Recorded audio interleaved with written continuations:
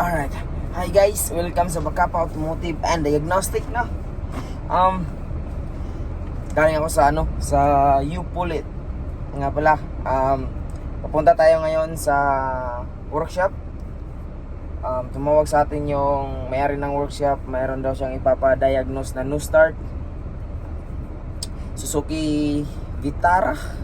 Hindi ko alam kung anong year model. Sabi niya may fuel naman, pero hindi daw maandar. Kaya tingnan natin kung ano magagawa natin. So let's go, tara.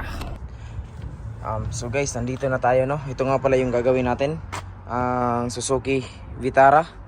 Hindi ko lang alam kung anong year model ito. May bin plate ba doon sa gilid? Wala akong makita. So ngayon, ang sabi ng galing nga pala sa auction to.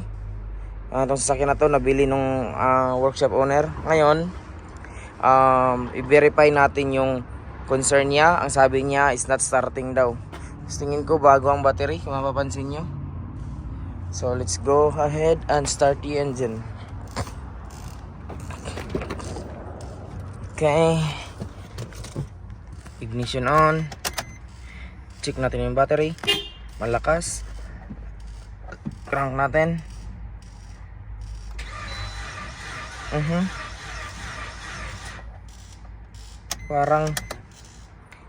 Parang walang compression. Guys, suspicion ko rito guys, parang walang compression.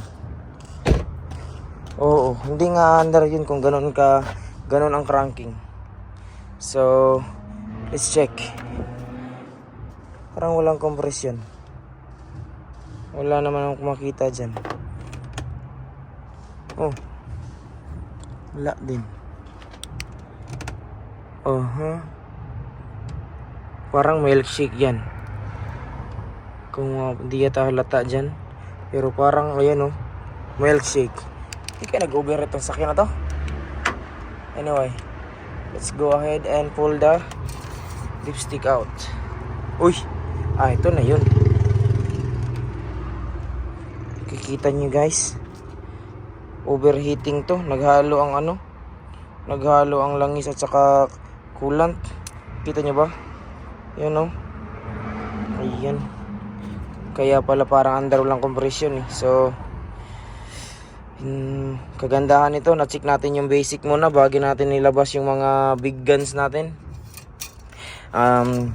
Kailangan ko ma-verify na na loose compression. So ang gagawin natin next is magko-compression test tayo. Pwede kong gamitin yung tawag nito, scan tools, para ma-verify. Hindi na ako magbabaklas ng mga ignition coil at saka spark plug para ma-verify kung may compression o wala. Pero sa ngayon, dahil tawag nito, dahil easy access ang ignition coils at saka spark plug, then yan na lang gawin muna natin. So let's go.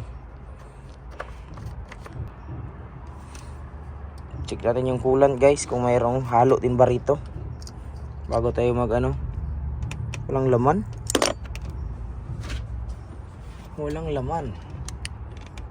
Wala nga, empty.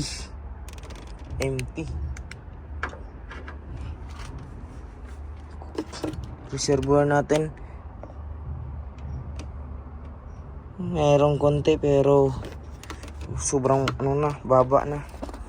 So sige, compression test natin para ma-verify at may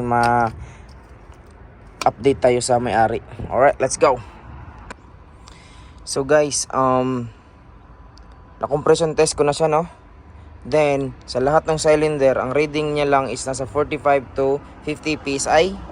So ngayon, we are 100% sure na nasa internal ang fault, internal ang issue. So ngayon, kailangan lang natin ma-verify kung upper end or bottom end. So ngayon, ang ginawa ko is nag-pressure test ako sa coolant. Kaya ganyan, tinapapan ko ng coolant. Tapos nag-pressure test ako hanggang 2 bar or sa 28 PSI, somewhere around there.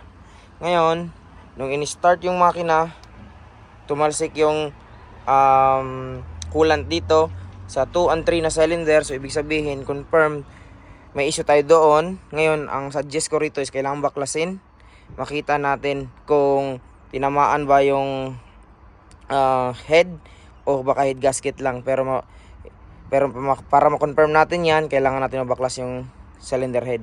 Pero hindi na ako ang gagawa nun, si may-ari na ang gagawa.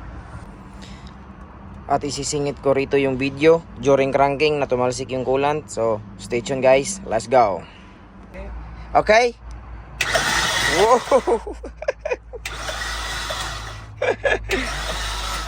Okay. At kung nagustuhan niyo ang diagnosis natin guys, please like and follow, and see you sa next one. Bye bye.